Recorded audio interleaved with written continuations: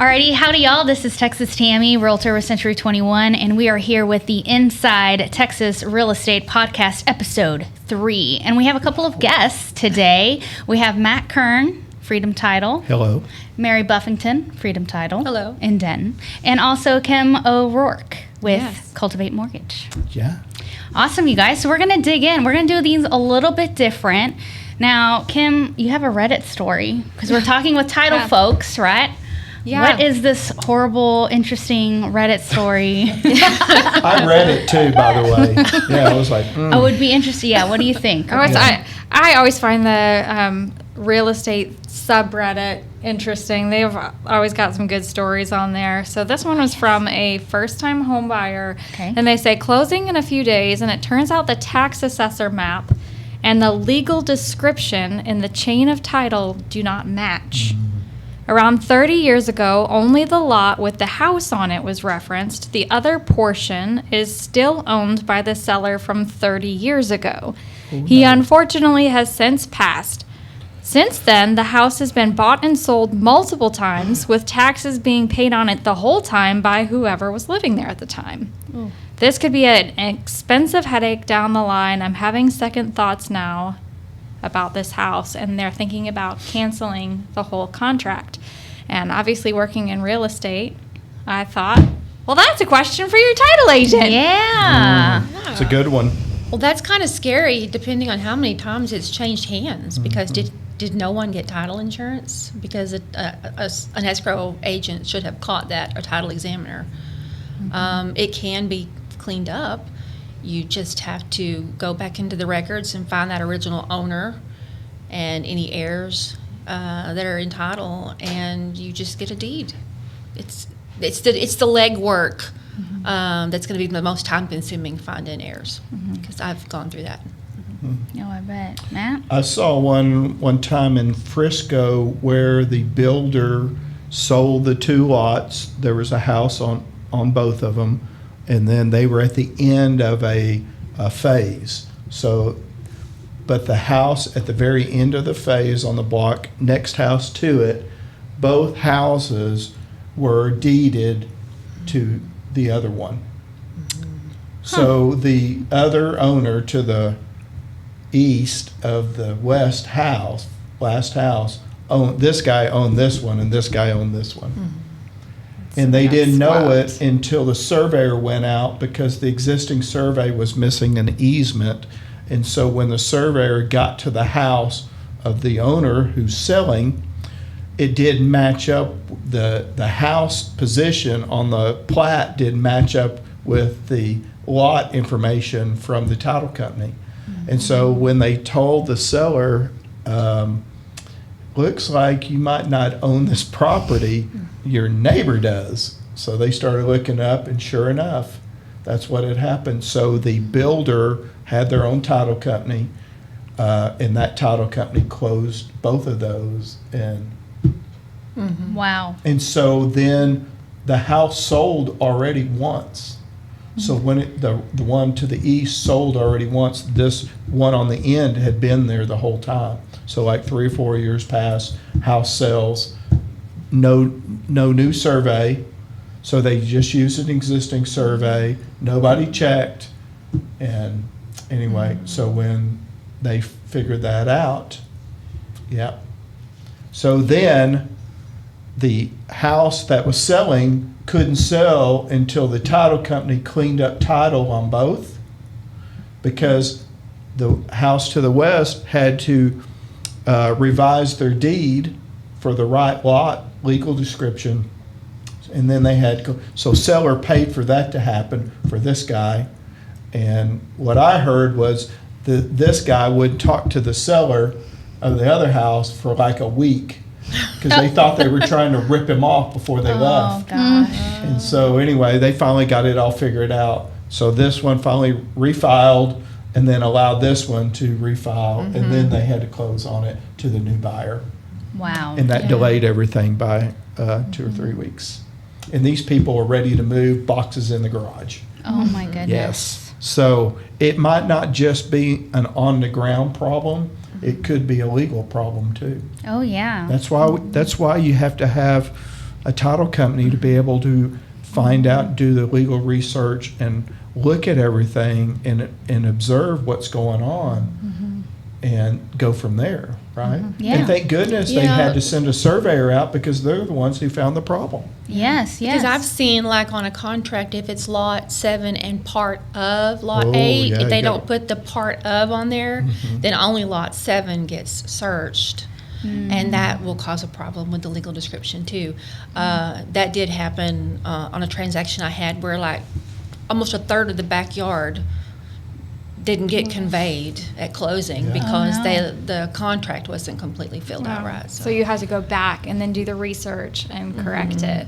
Yes, we had to do that. So yeah. And speaking of, since we're here with some title people, for those that are listening and they have no idea, like what does a title company do in real estate? We do a lot. I know y'all do a lot. Yeah. Especially Matt. Oh, no. No, once the file gets set up, we have examiners that search that property back from as far as the records go, and they chase down title to see who actually is in ownership of the property. And they also look for liens to make sure that it's clear. And then that commitment is issued, and that's where the processor or the closer comes in to see if the vested owner is correct, if the legal description is correct, and if there are any liens on the title policy or the commitment that needs to be cleared before we can close. Yeah. So there's a whole back end process before it even gets ready to close. So yeah. Oh, So yeah. you really do a lot to protect the buyer, especially to make sure that the property that they're buying is really the property that they Yes. are intending to buy, That's what we're supposed to be doing. and that it's clear of. Well, and it's not just us, Encumbrance. Kim, it's our underwriter. So like you Yes. guys have too, right? Is who's taking on the liability? Right. And, a lot of people think it's just, moving from one name to the other, signing some documents, but somebody has to be liable and have to take on the responsibility of ownership. And so you have to make sure that if you're selling the property, you really own it and that you're a real person, right? Yes. And that you meet your driver's license and social security and all those other things, and you're a legal citizen, right? And then that the buyer is the same too, on there. That would be like you showing up to pick up your check and I gave it to somebody else because I didn't check, Yeah. legal status of somebody on there too. And our underwriters, just like anybody else that has underwriters, they don't want to take on any liability, and nobody wants a claim. And really, in a residential, it's not going to say that that's always going to be a lot of money for a claim, but nobody wants that mark on their business. And they don't want to have to go through paying an attorney to fight whatever or clean things up either. And that's what goes into having survey deletion, coverage or survey coverage on there too. That'll help in that case where if there's something that's never known between all parties within the transaction, and then they find out about something later on when they come back, and if they've purchased the survey deletion or survey coverage, then that money that they spent on that will go towards allowing the attorney to figure out what's going on with that error and getting it corrected. Yeah. So that's why it's so important to have a good title company, just like a good loan officer and a good Yeah. realtor. It's That's all right. we're all a team, We're a team. behind the scenes, and we all come together for the buyer or the seller That's to right. make sure that everything goes well. And I know you guys do a lot of research on the back end to get it done. I can only imagine the man hours for every transaction. And speaking of that, talking about, of course, you've got your title, but then you have title insurance. Can you guys talk a little bit about, in case somebody doesn't know what title insurance, what does that do? It is an actual insurance policy because once that property is searched and we issue that policy, if we missed anything, whether it was a lien filed against the property, whether it was a vested owner that we overlooked, or anything like that, then you would make a claim on that policy just like you would if you had something go wrong with your homeowner's insurance or your auto insurance. They have a whole another department, a claims department that you file that with, and they search all. Well, and it's just like lenders. Lenders Yeah. usually have a title policy. Always Always. has a yeah. title policy. Yeah. You know, in place on there too. Yeah. Because nobody wants to be in trouble. Yeah. Right. Now, the owner's policy is generally seen as optional. Yeah. So can you talk to why would a buyer want to have an owner's policy? For peace of mind. Anybody who's been entitled for any length of time and who has seen some of the things that I have cleaned up over the years, they would know. Just as an example, I had a seller who did a do-it-yourself deed. They do that. What they don't realize is we insure legal descriptions. We don't do property addresses. So in 2010, Joe conveyed to John, and then 10 years later, an IRS lien was filed against that property, okay? Well, John doesn't know, and then 5 more years down the road, he's gonna go sell. But they only used the property address, so as far as the IRS is concerned, that lien attached to that property, because that's not a valid lien, that's not a valid deed. Right. So, but all this time, this poor homeowner thought he's owned that property, and then when he goes to sell it, there's a $30-something thousand IRS lien. Well, luckily, I was able to get it released from the property, not the people who owed the money, but the property. I was able to get deeds and affidavits to clarify everything. But all this time, he thought he owned this property free and clear because he wanted to save some money, didn't want to go through a closing process and have the property searched and get a policy. They did a do-it-yourself deed, and then there you go. I've seen It's- over the years where people have deeded to themselves from themselves. I've seen that happen. All right. Okay. And a spouse cannot convey to a spouse just for the heck of it. I've seen an Not a investor homestead. who owned, rental properties and were writing their own deed descriptions and multiple times wrote the same description and had it recorded, or had the same description recorded multiple times.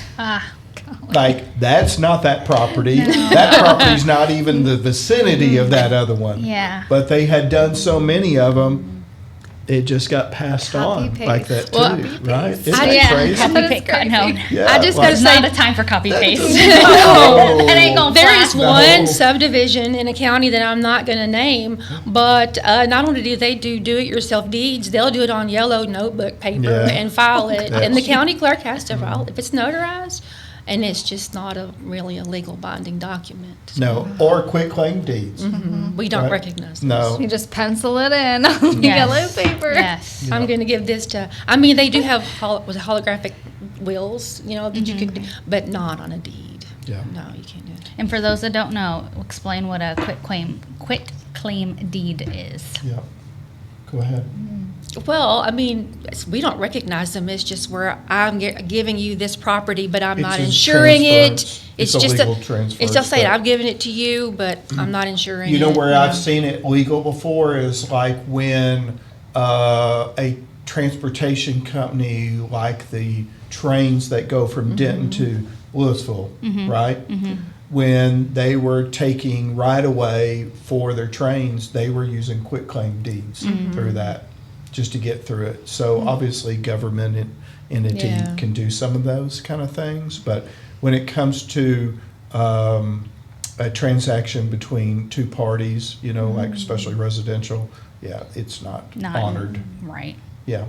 It's just a quick, easy way to do things, right? Cheap. The cheap Cheap, way to yeah. go around the tree. Yeah. And then you get in trouble later on when somebody sees that and they're not going to honor it, right? yeah. It'd be like you buying a car, but you didn't use the real title, Yeah. or a buyer's, form or anything like that, or a seller's form, right? Yeah. It's like, I bought this.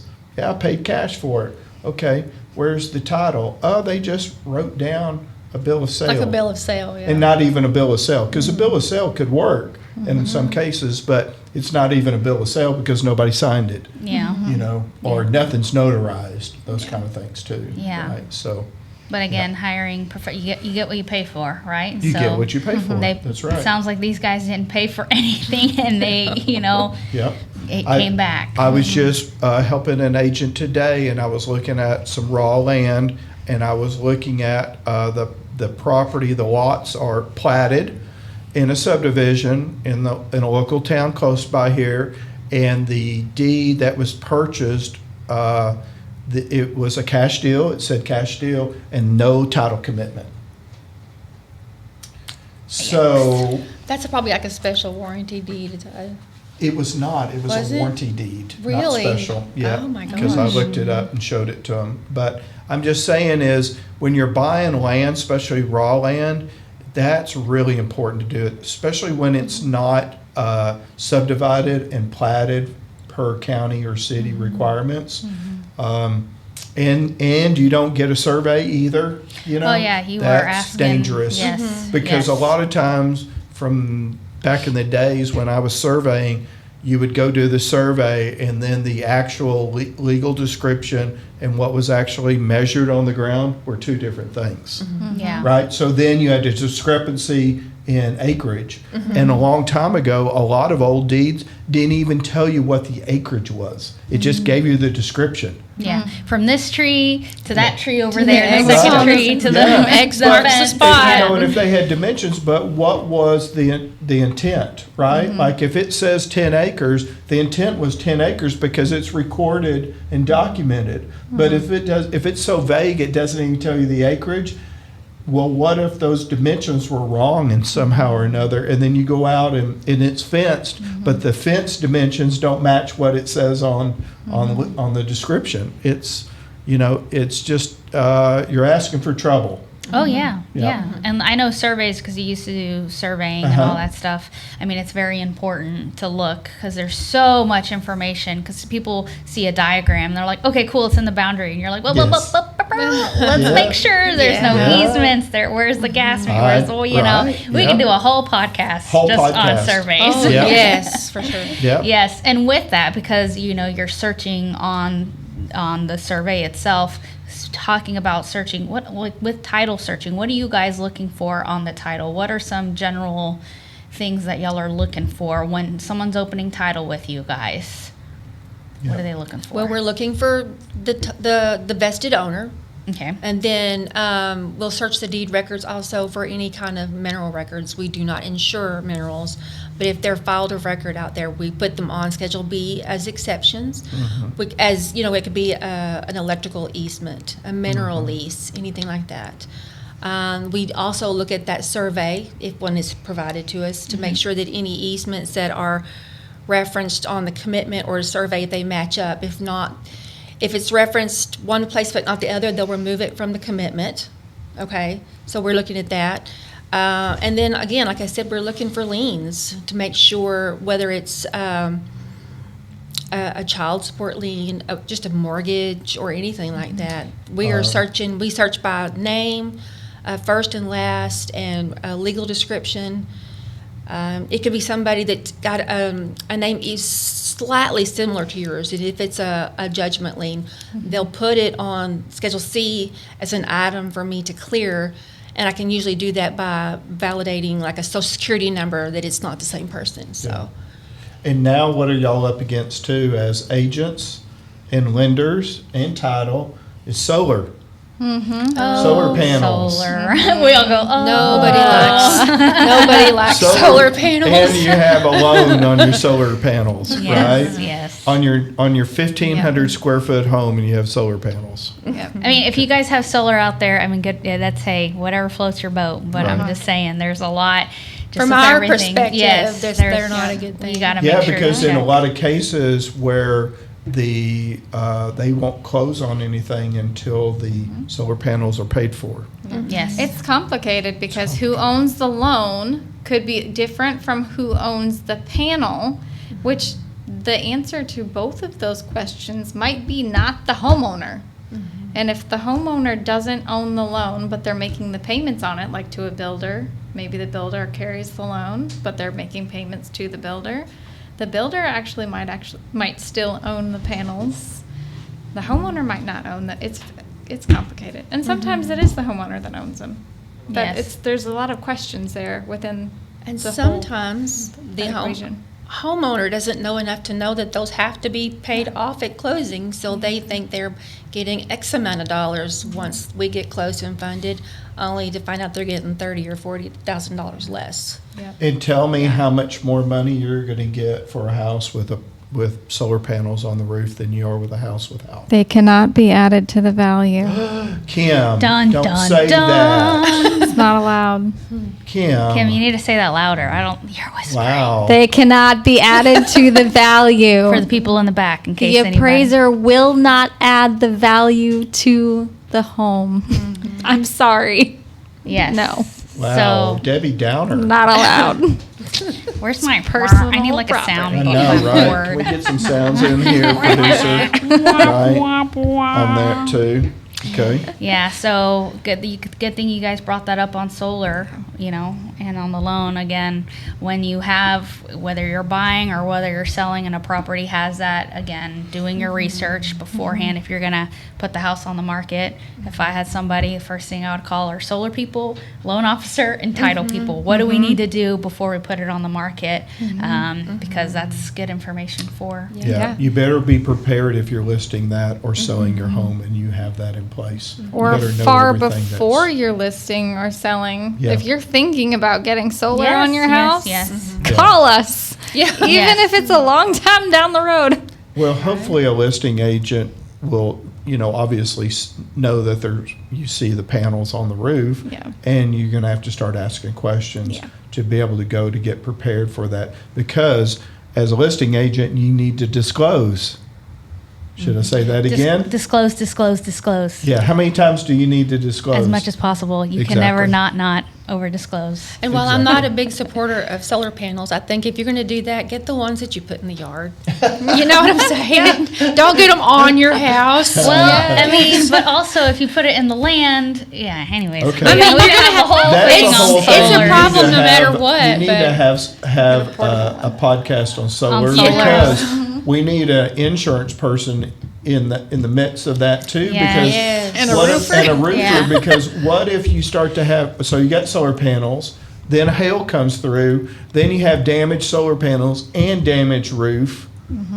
Right? Who's going to pay Yes. the roofer more money to remove the panels to fix the roof and then put the panels back?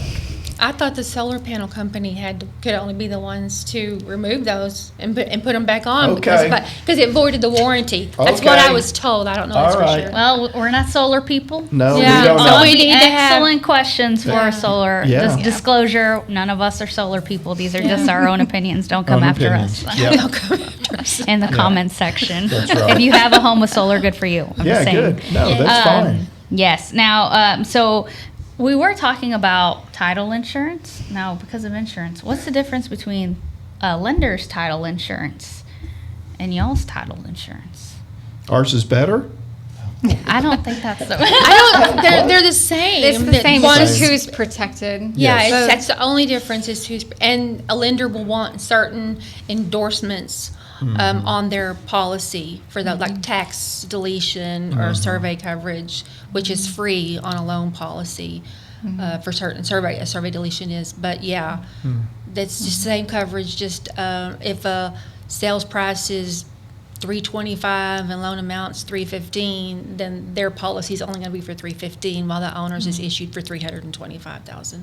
Right. So it's the amount and who the insured is. Lender's always going to get their endorsements in there. They're always going to get covered, Always right? endorsements. Yes. I mean, because you are taking on a liability, and if something ever goes south, right, you want to make sure that you're covered for that. That's right. Yeah, well, that's insurance in general, right? It is, yes, ma'am. CYA. Yes, CYA. And buyers, they need both. Yes, right? they do. But when they refinance, they don't have to get a new owner's policy. Yeah. It still No. stays. And if they refinance within a certain amount of time, I think it's 7 years, they get a discount on that loan policy too. They'll get What? That's awesome. Oh, Yeah. Yes. so Bring you on the would know. discount. I know, right? We're all for discounts. Yeah. That's right. We're a baller on a budget over here. That's right. Okay, so real quick, also, what are some common title problems that you see come up during transactions? besides liens? I know we talked about legal. It's usually How about in the very vesting. beginning? Liens are, I mean, they come and go. A lot of times, the problems are vesting, whether it's somebody has done, like I said, a do-it-yourself deed, or whether there is a deceased party in title, and maybe XYZ doesn't like this person over here, and it can be a little difficult, but for the most part, what I really struggle with is making sure vesting is clear, and then the liens on schedules. And stepchildren that they didn't know about. Oh yeah, we had a whole CE about stepkids. Yeah. It's just a, This is very Yes. interesting if you guys have stepchildren. Yeah. and adopted family. children. Blended families, Well, yes. and adopted children. And adoption. I had somebody Yep. who was adopted out, and I had to search him down and see if he was considered a legal heir in the estate, Yeah. which he ended up not being. But you just don't know what you're going to find when you start trying to clear title as far as who actually owns the Owns. property. Yeah. What about name changes? If it's usually for like a marriage or something like that, we can usually do a now known as or formerly known as. We just have to have maybe a copy of a marriage certificate. license, yeah. Or You if know, and a somebody driver's just license. decided to change their name and not due to a marriage, would you? Is there's a document? Is there a document for that? Yeah, they file that and we'll have to get a copy of the document when they go. I had a friend of mine, his last name was Grobstick, not kidding, and he changed his last name to Austin. And he wasn't I even don't from blame him. Texas. He just liked the ring to it. Just Yeah. I think he just didn't like Grobstick. oh well. Yeah, Well, he said nobody could spell it, Yeah. and everybody made fun of it, and Oh. it was just, yeah, Well, Austin is much easier yeah, much easier. to remember as well. sure is. Now you were saying at the beginning. Go ahead.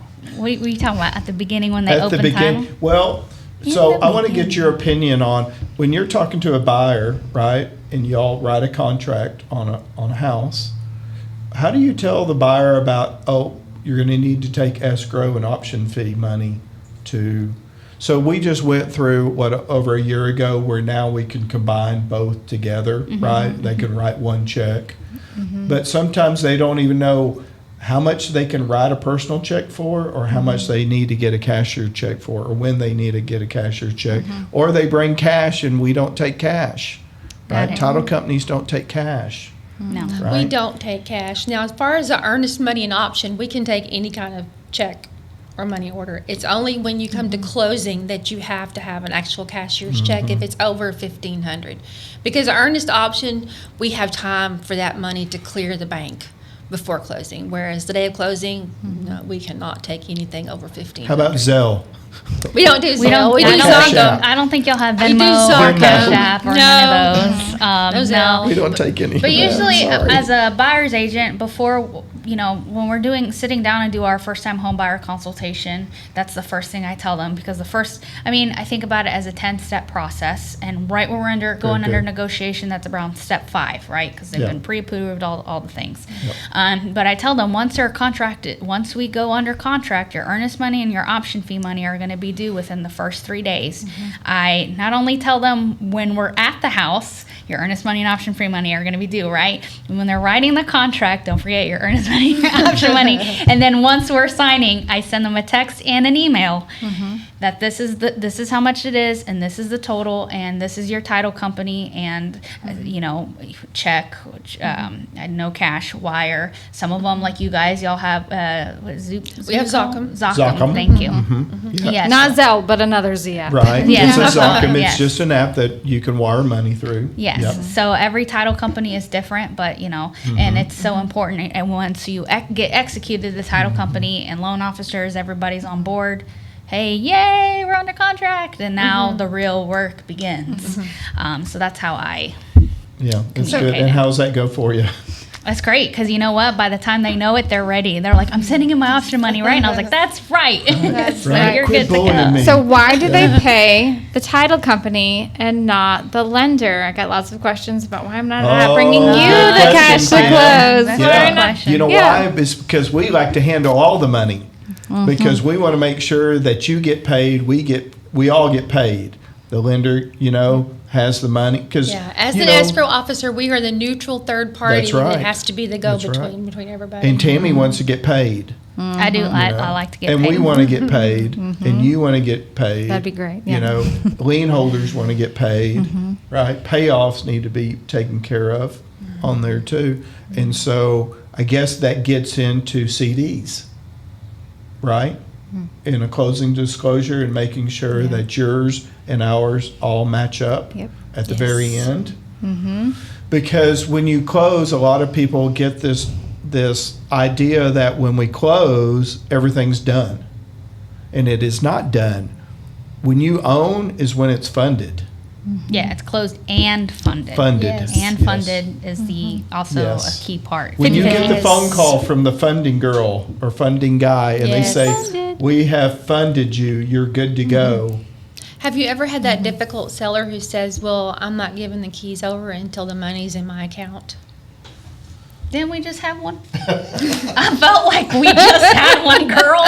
Where I'm like, where is it? It's 3 hours later. What's going on? I know. It seems like it happens more and more. Yes. But seriously, I have had people who say no until that money's in my account. And that, I understand, but you know, if you're closing it Friday at 4 o'clock, your money's not going to be there until Well, Monday. I'm glad that and y'all everybody's bring that ready up. to move in over the weekend. Because whose house is it and responsibility of that house and the liability of anybody being on property, if that hasn't funded and money hasn't moved, then if I'm the seller, who owns it still? I do.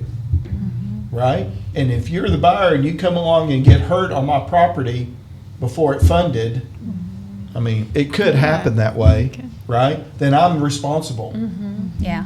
I have had clients ask, well, can't I just put my stuff? No, you cannot because it's No. not your property. You can't do that. Oh, Think of Yeah. the man. insurance. And yes, Yes, exactly. that's what I'm saying. Yes. Yeah. Yeah, you If can. a storm until- comes through and you haven't closed yet and all your stuff got blown away, you know. Yeah. Well, and then it's real estate. You guys, how many horror stories have we heard?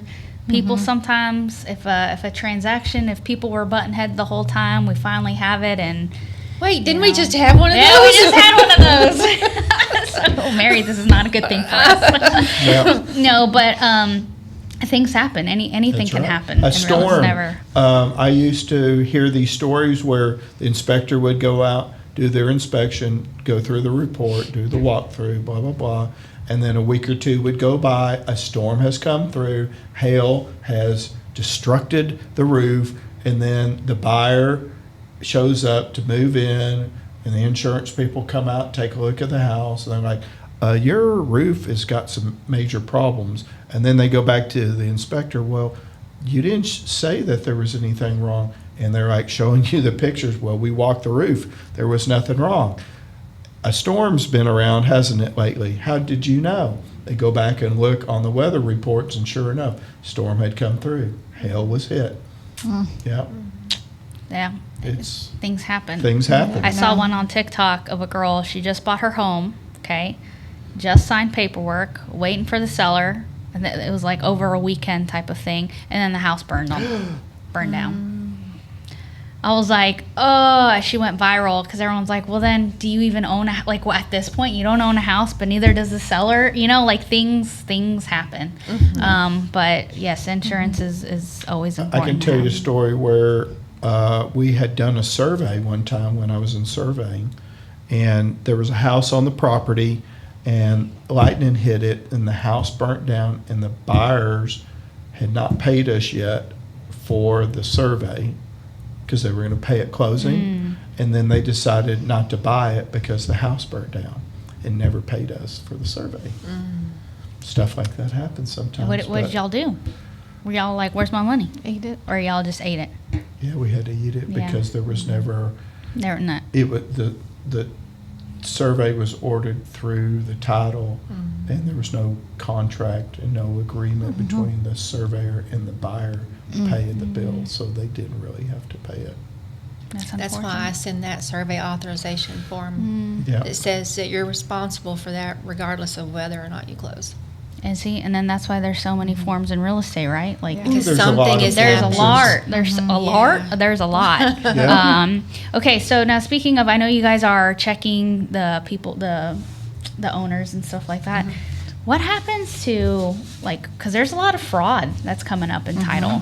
Talk And about you get to title handle fraud all the court. money. Yeah. Yep. You want to talk a little bit about that?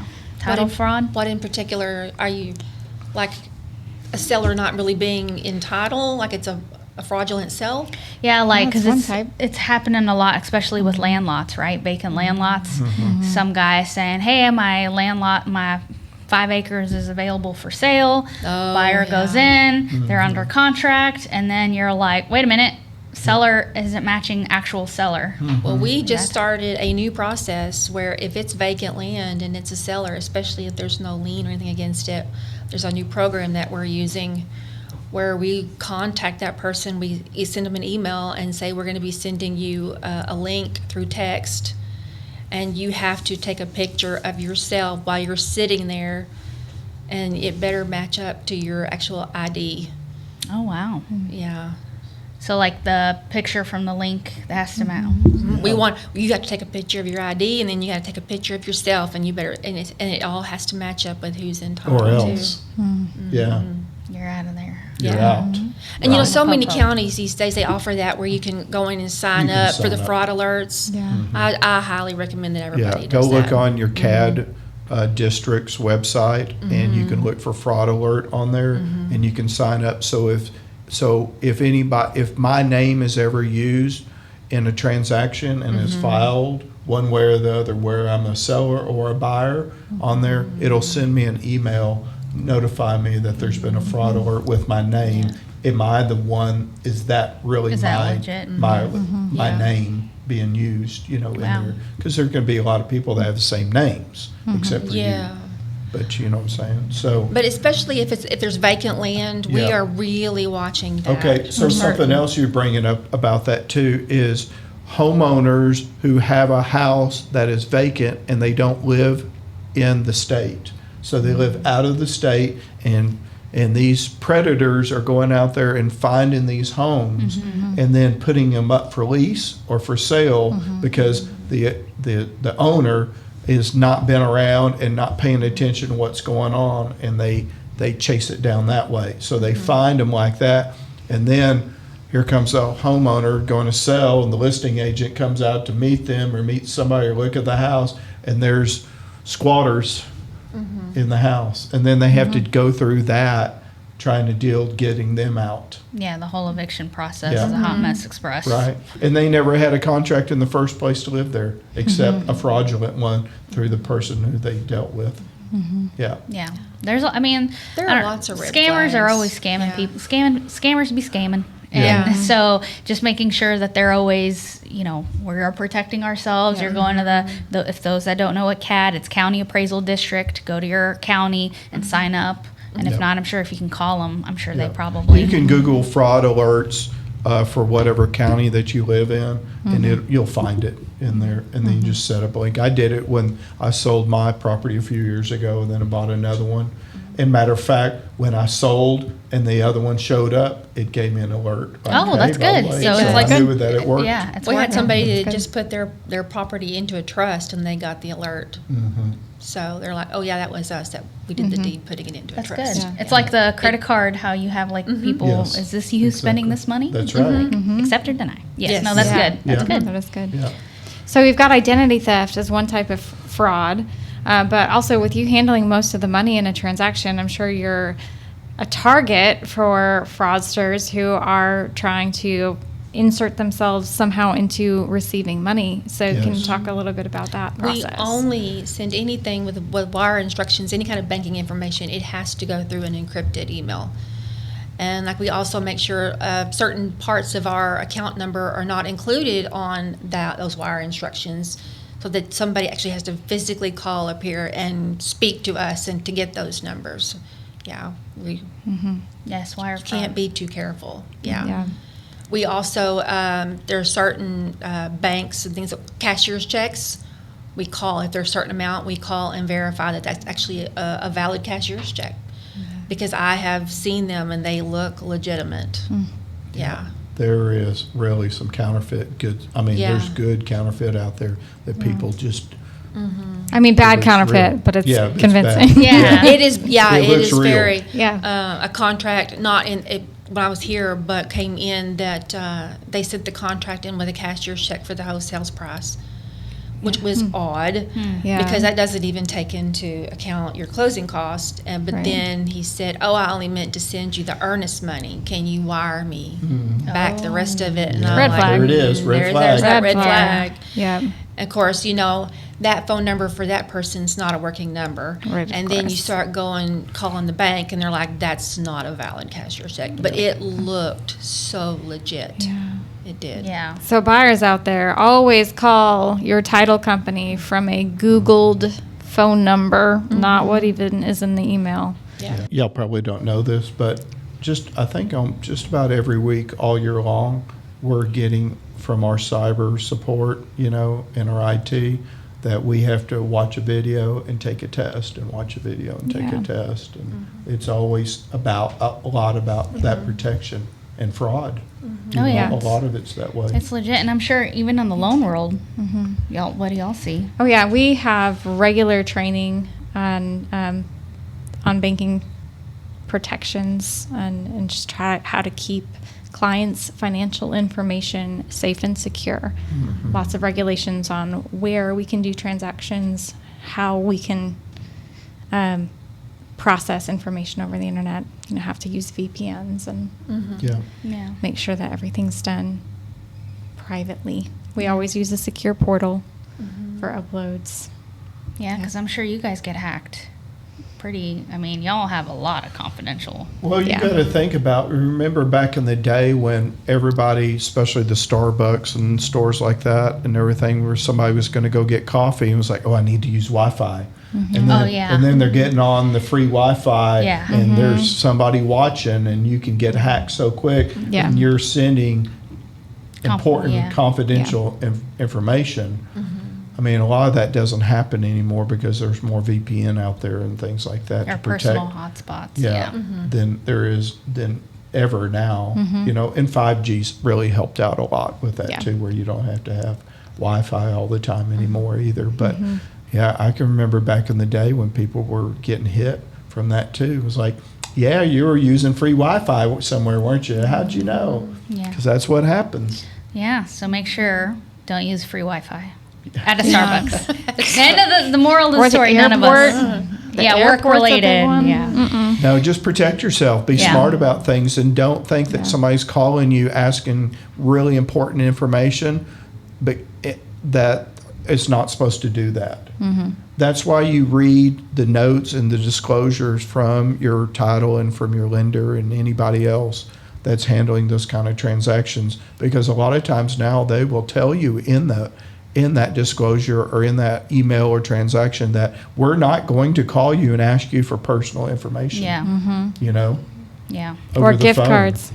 Or gift cards. Yeah. Or by an email. Yeah. Well, no, you know what? Gift cards. So I give my clients gift cards. And the other day I went to the girl and they're like, no, you have a limit. And I was like, but I'm buying them for my clients. It's like a legit, but they ruin it. Oh, they always have to ruin it for people Yeah. when you have legit things. Yeah. Speaking of buying and stuff like that, so how much as a first-time home buyer can you guess how much are title fees going to cost, closing costs, stuff like that?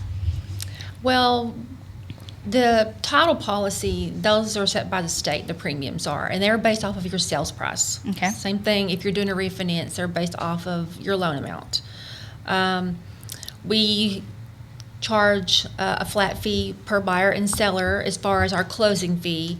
Most of the title companies around here, we all try to stay in that same ballpark, so they have that.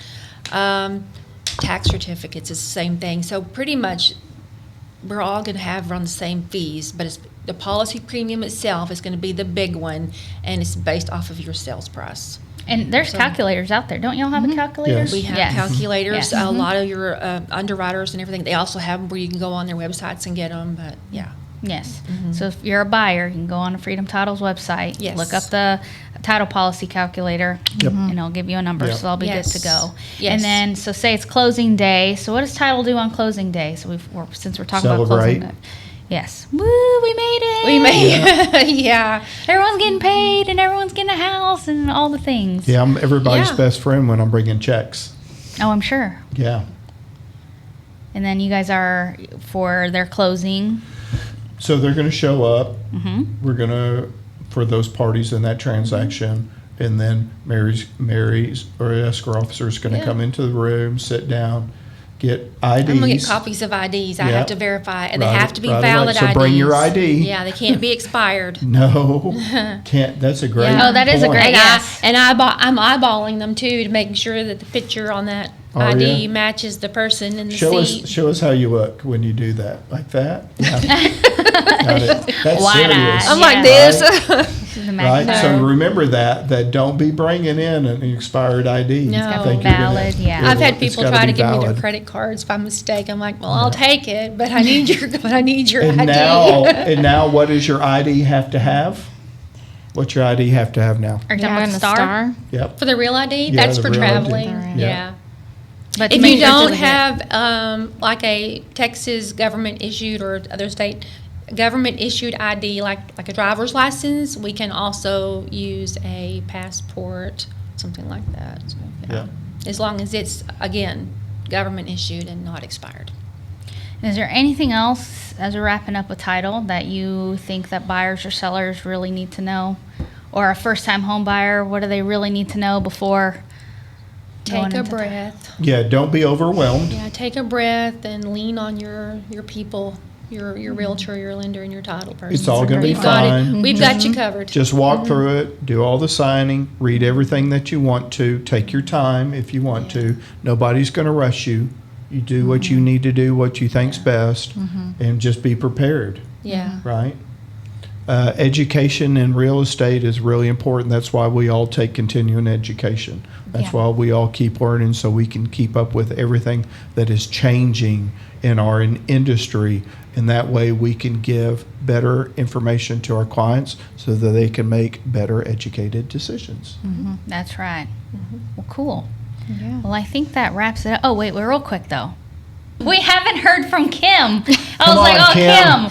Kim, introduce yourself. I was like, how rude of me. We can bring Kim back up to the, he can slice it and just sling it back out. Kim, introduce yourself because we haven't talked to you about your. Yeah, I hear there's a running gag that I haven't been present and I'm actually a real person. Yeah, you're like, we're about to get a cupboard version of you and just have you there with a little mic. I mean, I'm okay with that, but I'm on Right. video now. No, I'm Kim with Cultivate Mortgage. I have been doing this for a few years now. Happy to help buyers figure out their buying power and do some strategizing on what their best wealth-wise mortgage strategy is. And also, I'm a gardener, if you haven't figured that one out already. And how'd you get into the loan industry? Oh, goodness. So Craig and I started investing in real estate in 2010. And even before that, he was in construction. And I just always knew that flipping homes was something I was really interested in. And investing in real estate was a part of what we wanted our strategy to be. So for us, it is part of our retirement plan. And I know how much home ownership can change someone's financial future. So to go from renting to buying a home and building equity and improving your net worth, and then having equity that you can tap into and leverage to reach your financial goals. Sometimes it makes sense to pull money out of your retirement. Sometimes it makes more sense to pull money out of your home. We can talk about those strategies on a broader level to make sure that the decisions you're making with your money are the ones that are going to fuel your financial goals with the most power. And then we can also leverage real estate ownership into funding your retirement. So that's just a big part of why Craig and I ended up in real estate in the first place. And I'm always a math nerd, always have been. So mortgage just was a good fit to keep that going. And cultivate, because your seed, right? Your logo. That's right. Your Plant your roots and grow your wealth with wealth-wise mortgage strategies. Yes, Wow. I love it. Great tagline. Awesome. Okay, you guys. Well, Yeah. thank you all so much for joining us on Thanks the for third having us. episode. Yeah. And if you find this video informative, please like and subscribe. Hit the like button or smash the like button if you got angry. I mean, if today's your day. Right. But anyways, thanks you guys. See you next time. Thanks, Tammy. No problem.